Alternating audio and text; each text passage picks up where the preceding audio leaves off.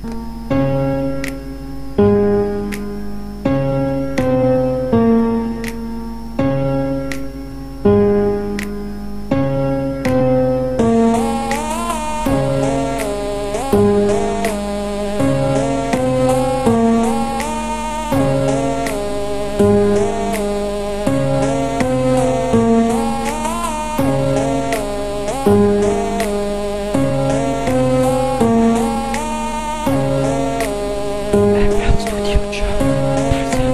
πέρασαν μήνες μαζί σου δεν καταλαβαίνω. Να είναι όλα τέλεια, μη ζητάς, δεν προλαβαίνω. Δεν είναι καν ο ελεύθερος μου χρόνος. Μα χιλιάδες σκέψεις που έχω όταν βρίσκομαι μόνος. Πόσο έντονος ο πόνος όταν μου λείπεις στο πλευρό μου να σε πάντα. Μη με εγκαταλείπεις, ίσως από αυτά που γράφω να μην καταλάβεις πόσο σε θέλω, σ' αγαπάω, να μ' αγαπάς μη πάβεις.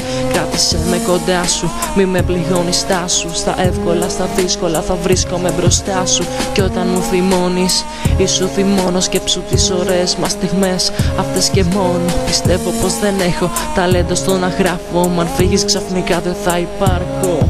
Μετράω τους μήνες που είμαστε μαζί, πάμε και για άλλους αν το θέλεις κι εσύ.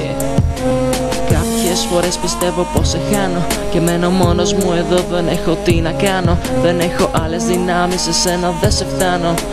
Ω Θεέ μου θα πεθάνω, θα πεθάνω.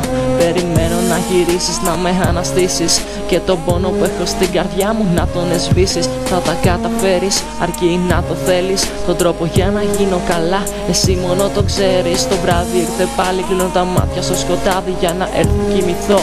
Αγάπη μου μεγάλη θα σ' ονειρευτώ. Κλείσε τα μάτια σου, να έρθω να σε βρω.